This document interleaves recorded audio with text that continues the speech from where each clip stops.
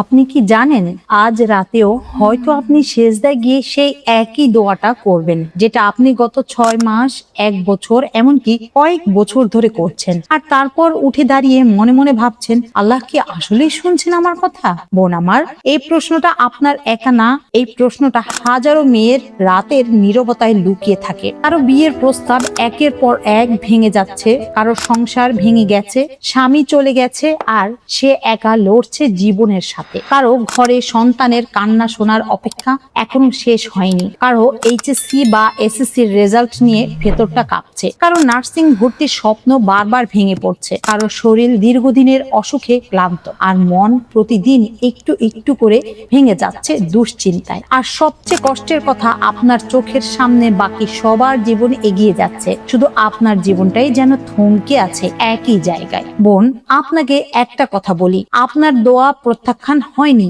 একটাও না। আল্লাহ আপনার কথা প্রতিটা রাতে শুনছেন। আল্লাহ সুবহানাহু ওয়া তাআলা কোরআনে বলেছেন, ওয়া ইযা সাআলাকা ইবাদি আন্নী ফাইন্নী কারীব উইযু দাওয়াতাদ দাঈ ইযা দাওয়ান। অর্থ, আর যখন আমার বান্দারা আমার ব্যাপারে আপনাকে প্রশ্ন করে, তখন বলুন, আমি অতি নিকটে, আমি ডাককারীর ডাক শুনি যখনই সে আমাকে ডাকে। সূরা আল বাকারা আয়াত 186। লক্ষ্য করুন, আল্লাহ বলেনি আমি যাদের দোয়া পছন্দ হয় তাদের শুনি, তিনি বলেছেন প্রতিটা ডাককারীর ডাক শোনেন, আপনারটাও। তাহলে দেরি কেন হয়? উত্তরটা লুকিয়ে আছে আল্লাহর ভালোবাসায়, তার অসম্মতিতে নয়। রাসূলুল্লাহ সাল্লাল্লাহু আলাইহি ওয়াসাল্লাম বলেছেন, তোমাদের প্রত্যেকের দোয়া কবুল হয় যতক্ষণ না সে তাড়াহুড়ো করে বলে, আমি তো দোয়া করেছিলাম কিন্তু তা কবুল হয়নি। সহিহ বুখারী। বোন, এই হাদিসটা নিজের বুকে হাত রেখে পড়ুন। রাসূলুল্লাহ সাল্লাল্লাহু আলাইহি ওয়াসাল্লাম সতর্ক করেছেন দোয়া না ছাড়তে, তাড়াহুড়ো না করতে, হতাশ না হতে। কারণ যে মুহূর্তে আপনি বলবেন আমার দোয়া কবুল হচ্ছে না, তখনই আপনি নিজেই আশার দরজাটা বন্ধ করে দিচ্ছেন।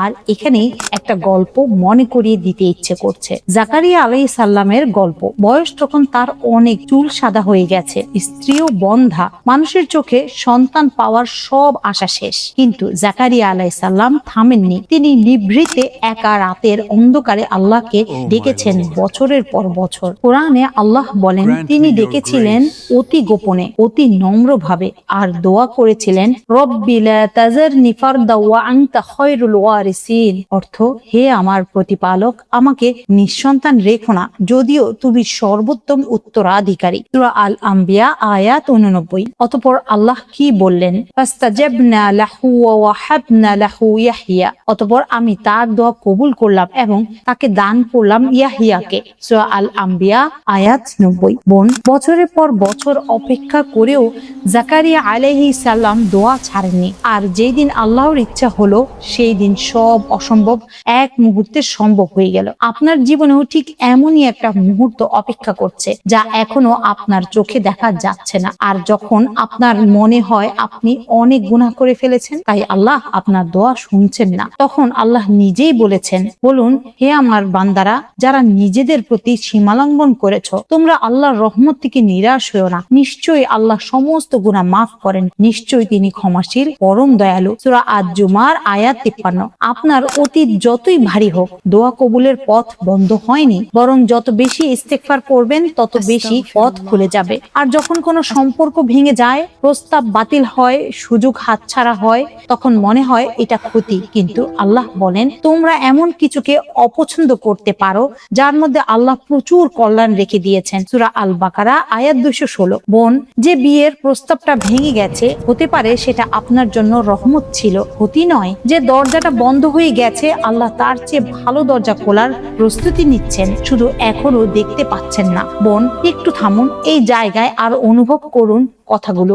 আপনি একা নন, আর আপনার গল্পের শেষটাও এখনো লেখা হয়নি। জাকারিয়া আলাইহিস সালাম যেমন বছরের পর বছর থামেননি, তেমনি আপনার এই অপেক্ষাটাও কোনো ব্যর্থতা নয়, এটা আপনার ঈমানের পরীক্ষা আর আল্লাহর কাছাকাছি যাওয়ার একটা সুযোগ। যে বোন এখনো সেজদায় গিয়ে কাঁদছেন, হাত তুলে চাইছেন, তিনি হেরে যাননি, বরং তিনি সেই বান্দা যাকে আল্লাহ সবচেয়ে ভালোবাসেন, কারণ তিনি বিপদেও আল্লাহকে ভোলেননি। তাহলে এখন প্রশ্ন হলো, এই অপেক্ষার সময়টা কিভাবে কিভাবে কাটাবেন আর কিভাবে হৃদয়টাকে শান্ত রাখবেন। প্রথমেই ইস্তেগফার বাড়িয়ে দিন। আস্তাগফিরুল্লাহ শুধু গুনাহ মাফের জন্য না, এটা রিজিক, সন্তান আর প্রশান্তি খুলে দেওয়ার চাবি। দিনে যতবার পারেন নিঃশব্দে বলুন আস্তাগফিরুল্লাহ, আস্তাগফিরুল্লাহ, আস্তাগফিরুল্লাহ। যখন মনে হয় পরিস্থিতি হাতের বাহিরে চলে গেছে তখন বলুন হাসবুনাল্লাহ ওয়া নি'মাল ওয়াকিল, অর্থ আল্লাহ আমার জন্য যথেষ্ট আর তিনি সর্বোত্তম অভিভাবক। এই একটা বাক্য হৃদয়ের ভার নামিয়ে দেয়।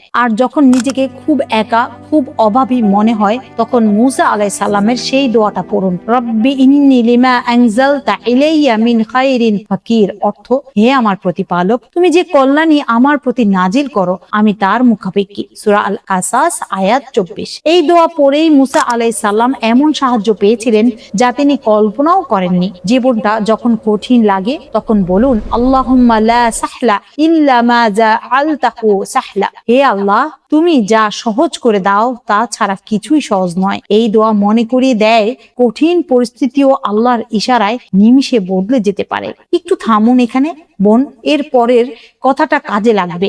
দোয়ারও বিশেষ সময় আছে, যখন আসমানের দরজা সবচেয়ে খোলা থাকে।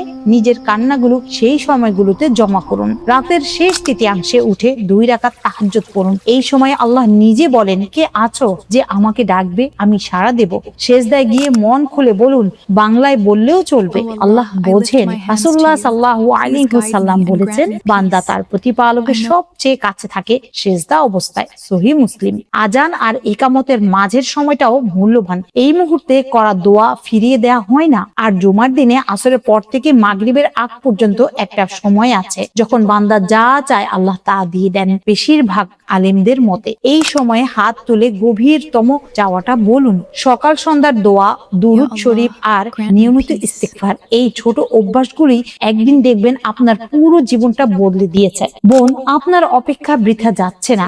আপনার চোখের পানি হিসেব হচ্ছে, আপনার প্রতিটা সিজদা লেখা হচ্ছে। আল্লাহ আপনাকে ভুলে যাননি। তিনি প্রস্তুতি নিচ্ছেন এমন কিছুর জন্য যা আপনি দেখতে পারছেন না, কিন্তু একদিন দেখবেন এই দেরিটাও ছিল রহমত। বোন, একটা অনুরোধ করব, নিচে কমেন্টে লিখুন কোন দোয়ার জন্য আপনি এখনো অপেক্ষা করে আছেন। হতে পারে সেটা একটা সন্তান, একটা ভালো সম্পর্ক, একটা সুস্থতা, একটা রেজাল্ট, একটা শান্তির সংসার। লিখতে ভয় পাবেন না, লজ্জা পাবেন না। এখানে কেউ আপনাকে বিচার করবে না।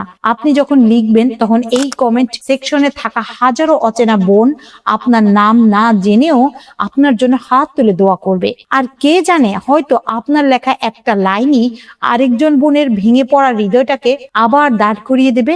আর যদি আপনার পরিচিত এমন কেউ থাকে যে আজ রাতে ভাবছে আল্লাহ তার কথা শুনছেন না, যে আশা ছেড়ে দেওয়ার দ্বার প্রান্তে দাঁড়িয়ে আছে, এই ভিডিওটা তার কাছে পাঠিয়ে দিন। হয়তো আপনার এই ছোট্ট কাজটাই তাকে আবার সেজদায় ফিরিয়ে আনবে। আর নূরে হেদায়েত বয়েজের সাথেই থাকুন, সাবস্ক্রাইব করে রাখুন, কারণ প্রতিটি ভিডিও তৈরি হয় আপনাদের মতো বোনদের চোখের পানি আর হৃদয়ের কথা মাথায় রেখে। বোন, আপনার নামটা হয়তো আমি জানি না, কিন্তু আপনার কষ্টের জায়গাটা আমি বুঝি। আজ রাতে সেজদায় গিয়ে আমি আপনার জন্য দোয়া করব ইনশাআল্লাহ। ভালো থেকো বোন, নিজের যত্ন নিও। আল্লাহ তোমার প্রতিটি দোয়া সর্বোত্তম সময় কবুল করুন।